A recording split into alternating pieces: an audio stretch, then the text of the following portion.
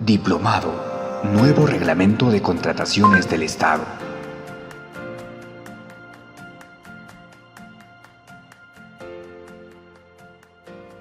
En el último debate ya presidencial entre Keiko y Kuczynski, el moderador soltó una frase o un dato de Contraloría. Este dato de Contraloría sobre brecha de infraestructura es de 200.000 millones de soles. 200.000 millones de soles necesita nuestro país para cubrir brecha de infraestructura, según Contraloría. Pero Contraloría es muy moderado. Su dato es totalmente incorrecto. Contraloría. No hay nadie acá de auditoría ni Contraloría, ¿no? Pero en todo caso, no es por hablar mal de nuestros amigos de Contraloría, sino que es un dato muy conservador, muy moderado. Según una consultoría que se hizo en el tema de brecha de infraestructura, más bien la brecha que tenemos es de 163.000 millones. Oye, pero es menos. No, pero ya no es de soles, es de dólares. Es decir, y eso aún así está equivocado. Pero miren las cifras inmensas de las que estamos hablando. Según Contraloría, 200.000 millones de soles en brecha de infraestructura, es lo que falta para el país a nivel nacional. Según esta consultoría, es 163.000 millones de dólares.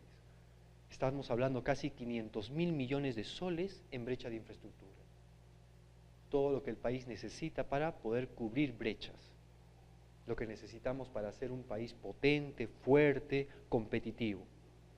Es mucho dinero, ¿cierto? Pero aún así es conservador esto. Yo tuve la oportunidad de trabajar en la Autoridad Autónoma del Tren Eléctrico. Menudo problema, ¿no? Solamente la línea 2, que está en ejecución, estamos hablando ahí casi de 5.000 millones de dólares. Solamente línea 2. La línea 1, yo llegué justo al tren cuando cerrábamos el segundo tramo de la línea 1. Ese proyecto del segundo tramo estaba más o menos en 584 millones de dólares, proyectado, ¿no? 584 millones de dólares. Pero cuando yo llegué, tuve, no sé si la suerte o la mala suerte de sacar la liquidación, la resolución de liquidación del segundo tramo. Y más o menos lo liquidamos en casi 1.000 millones de dólares. ¿Cómo un proyecto de 584 millones de dólares pasa casi a 1.000 millones de dólares? ¿Cómo? ¿Qué creen que pasó ahí? Pero solamente para cerrar las ideas que estaba dando anteriormente. En estos dos proyectos, primer tramo, segundo tramo, estaremos manejando algo así de 2.000 millones de dólares. Más la segunda línea del tren eléctrico, la línea 2, 5.000 millones. Más todas las contrataciones que están adentro, porque las que estoy hablando son APPs, asociaciones público-privadas, ¿cierto? Salvo el segundo tramo de la línea 1, que fue una obra pública clásica. Después les voy a explicar la problemática que hubo ahí. Pero ahí, ¿de cuánto estamos hablando? De casi 7.000 millones de dólares. Solamente en dos obras de infraestructura, tren eléctrico, Lima, transporte. Y obviamente la problemática de infraestructura en nuestro país es mucho más que el transporte y mucho más que Lima, pues, ¿cierto? Mucho más. Pero eso es para que vean la magnitud, ¿ya? Obviamente este proyecto del tren eléctrico tiene como 7 ramales, ¿no? Y aún así esto va a crecer más, y solamente en Lima. Imagínense los trenes eléctricos que vienen, o los trenes de cercanía que vienen a nivel nacional. Es mucho, pero mucho dinero que va a estar de por medio. ¿Eso qué nos permite?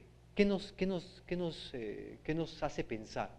Primero, para los que estamos entrando en el tema de contratación estatal o en el tema de inversión pública, este es trabajo asegurado, ¿cierto? Hay mucho trabajo en el tema de infraestructura a nivel nacional. Estamos diciendo pues que la brecha de infraestructura es casi 500.000 millones de soles. Eso es lo que le falta al país. Y le falta capacidad técnica, le falta personal que pueda obviamente conducir un proyecto de APP de 5.000 millones, no de una obrita de 20.000, o de 20 millones, mejor dicho, o de 100 millones, que de por sí ya son grandes, ¿cierto? Estamos hablando de miles de millones. Son cosas grandes, son cosas gruesas. Manejar este tipo de proyectos, relacionarse con inversionistas extranjeros, alemanes, suizos, estadounidenses, italianos, qué decir de los españoles. Negociar con ellos es otra cosa. Y si no estamos capacitados, nuestro Perú lamentablemente lo estamos literalmente regalando. ¿Sí? Una de las problemáticas con el caso Odebrecht hoy en día, ¿cuál es? ¿Dónde nació la problemática de Odebrecht? Del tema lavajato. ¿Dónde? ¿Eso fue problema del OCE? ¿Fue problema del comité? Bueno, culpa también tienen quizás, ¿no? ¿Fue problema de los titulares, de las instituciones que tuvieron que ver con esto? Claro, también, pero ¿dónde está el problema grueso ahí? ¿Dónde surgió? ¿Dónde se armó todo el tema? ¿Dónde cree? Claro, la falta de capacidad, de hecho. Pero lo paradójico, y rescatando lo que estás diciendo, y por eso lo paradójico es que más bien lo mejorcito de nuestro país desde el punto de vista técnico, de capacitación y de competencias, esta es la otra parte, ¿ya? Supuestamente en el tema de inversión, a nivel de asociaciones público-privadas, llámese concesiones, joint venture o gerenciamientos, está justamente en proinversión. Si lo mejor de la capacidad técnica está en proinversión para poder proyectar, dimensionar, ¿cierto? Este tipo de proyectos de gran envergadura, de gran impacto, ¿cómo es posible que ahí se haya gestado todos estos temas de direccionamiento? Más de 20 funcionarios de proinversión están sindicados y están denunciados y muy probablemente van a ir a la cárcel, pero son personas que tienen capacitaciones, tienen currículos de Yale, de Harvard, de Princeton y todo lo demás. ¿Qué está faltando? ¿Qué pasó ahí? Ah, es que uno de los componentes efectivamente es la falta de capacidad técnica. No la tenemos, de hecho, como Estado. Por eso somos a veces ineficientes. Pero en otros lados, en otros escenarios, sí tenemos la capacidad técnica, sí tenemos la competencia. ¿Pero qué es lo que está sucediendo? Somos corruptos, pero con un cartón de Harvard, o de Yale, o de Princeton. Triste, ¿no? O de Oxford, o de las mejores universidades acá en Perú, las mejores. Esta es la paradoja de nuestro país: ineficiencia y corrupción. Entonces, en el tema de contratación estatal, que es lo que nos vamos a abocar en el primer tema que vamos a ver pues que en ineficiencia, solamente, a ver, poniendo un dato del 2016, un año cualquiera, en el 2016 se tenía proyectado a nivel nacional en los planes anuales del gobierno central, regional y local, más o menos ejecutar algo así de 36.000 millones de soles a nivel nacional, en obras, bienes, servicios, consultorías. 36.000 millones de soles, por ahí. ¿Cuánto se llegó a ejecutar? ¿Cuánto cree?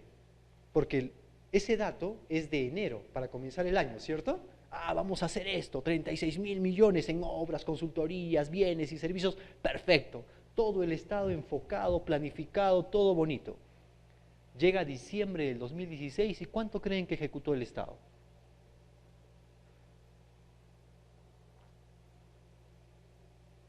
¿Cuánto?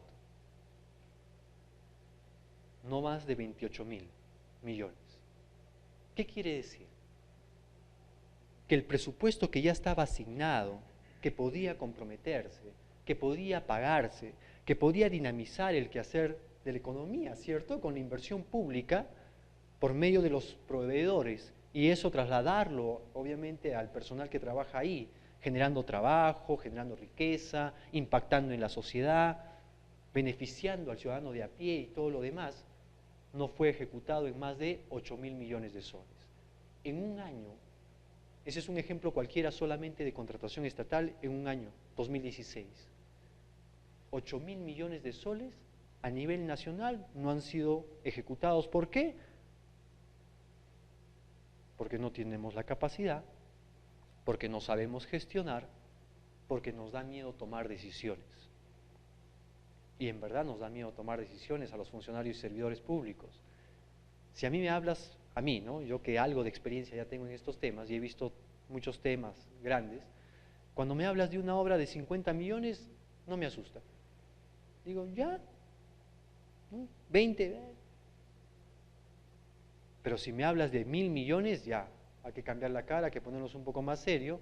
Y si me hablas de 5.000 millones, obviamente ahí mis piernas se vuelven más flacas de las que ya están y empiezo a temblar, involuntariamente. Pese a que puedo tener yo todo el conocimiento o de repente haber tenido un bagaje de experiencia que me pueda soportar, ¿no? Pero aún así, las situaciones son complejas. Tiene uno que estar bien plantado, ¿no? Para tomar decisiones.